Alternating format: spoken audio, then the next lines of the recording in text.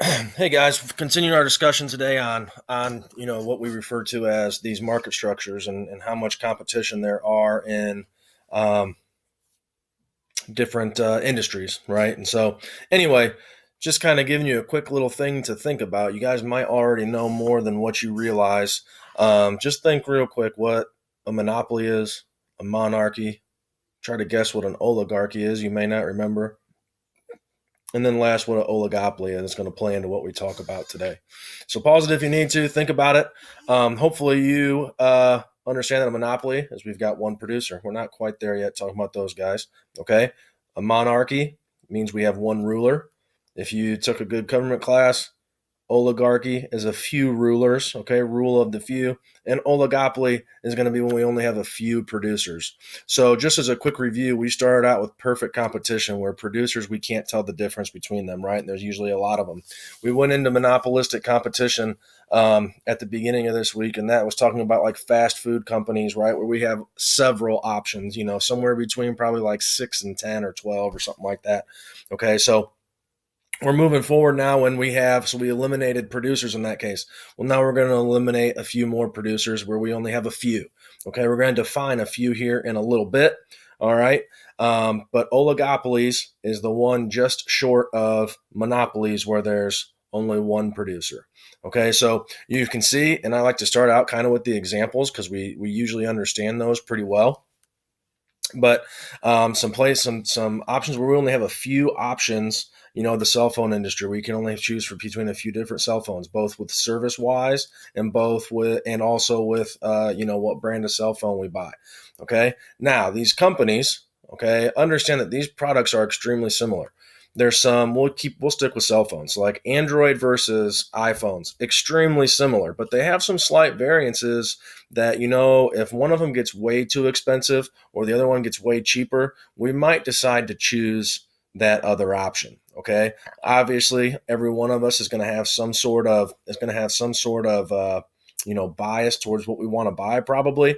But they do have extremely similar products, but the differences are very slight. So the competition's there.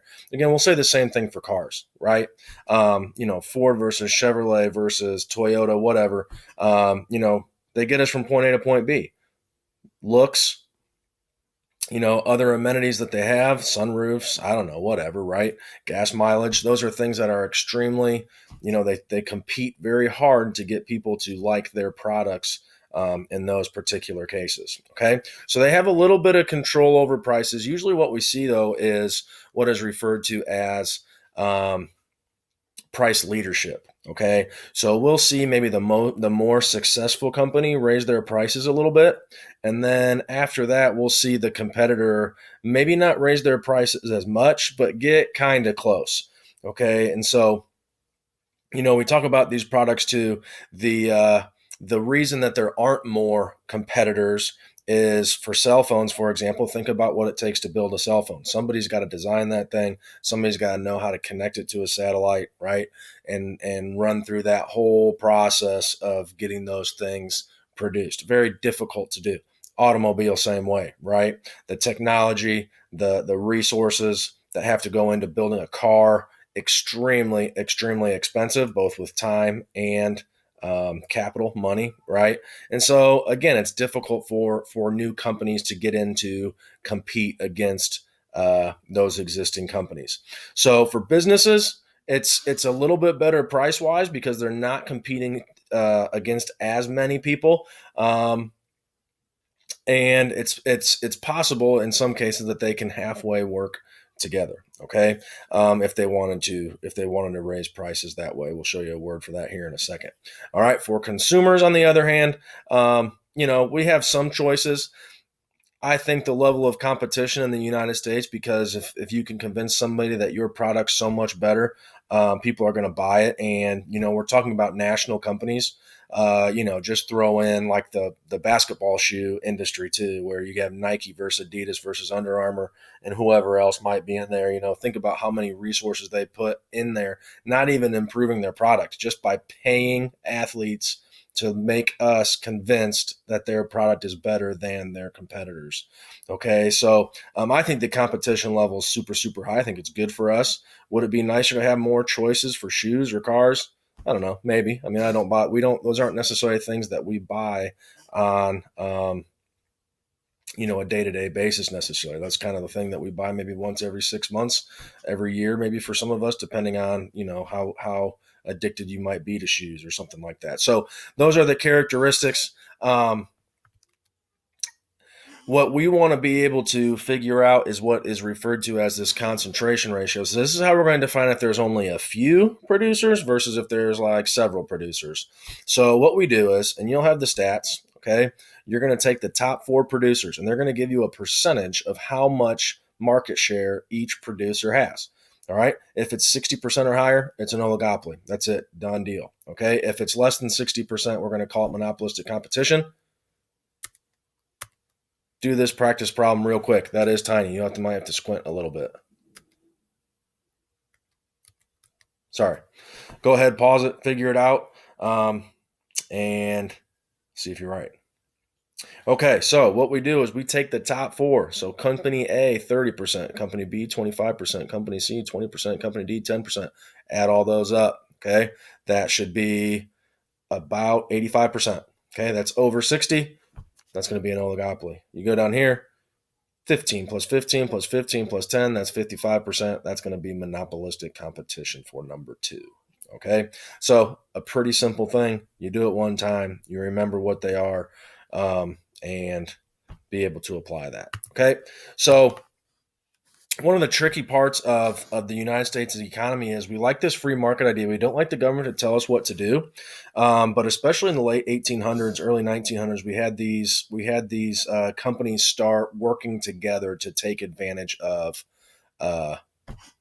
consumers. Sorry, okay, we called it trusts, and we referred to it as trusts. And there was a president that was nicknamed the Trust Buster. Jeopardy question for you. Figure it out. Think. His name was Teddy Roosevelt. Okay, and he broke up these basically small number of competitors acting as a monopoly. Okay, so that's one of the things that's kind of tricky when we don't have very much competition.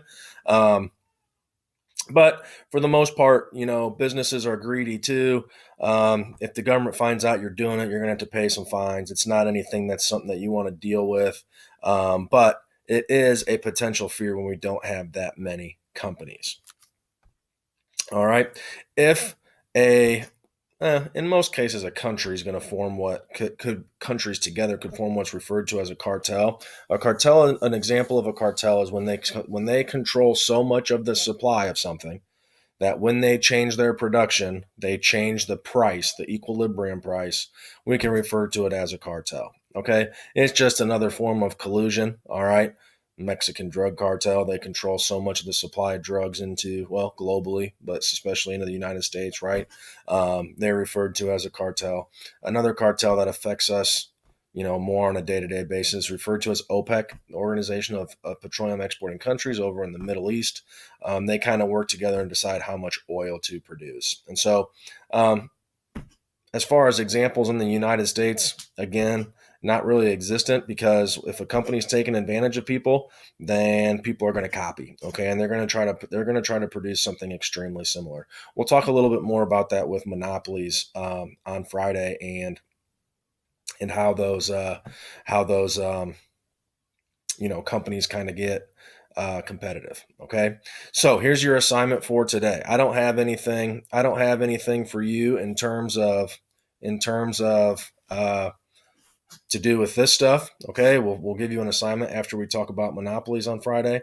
Here's what I want to see. Okay, a little bit more personal. I just want you to give me one thing through email. Okay, of a way that you have something that you have enjoyed through this last 3 or 4 weeks here. So don't say that it's been sleeping in. Okay, don't say that it's not having to go to school. Get a little bit more creative. Get a little bit more personal on. We've all enjoyed sleeping in, right? We've all enjoyed the schedule that's not as structured, okay, for the most part, at least at some parts of the day. So give me something that you've enjoyed over the course of the last 3 weeks. Create a little bit of a personal dialogue. Try to, do something besides just straight business as we talk about this stuff. Okay, so that's what I want. Just straight email it to me. And, I hope you guys are staying safe.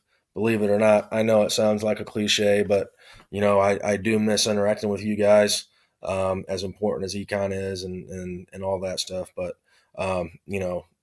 the cool thing about school for me is getting to see all you guys and talk about, we should be talking about what you're doing for next year and the excitement that goes around that. So that's a disappointment. Stay positive. Everything's going to work out. We've just got to be patient here and let the country, get back to some normalcy, which is frustrating for us, right? We're so used to the snap of the finger, we get what we want, right, with the Google search or whatever. So stay positive. Don't let the situation control you. All right. Give yourself some tasks that are going to improve your day-to-day life. And we'll look back on this and say, hey, you know what, that sucked for a while, but things are getting better. So anyway, send me what you've enjoyed. I'm going to respond back to you in a personal way, and hopefully that creates some of that positive dialogue. We'll see you guys soon.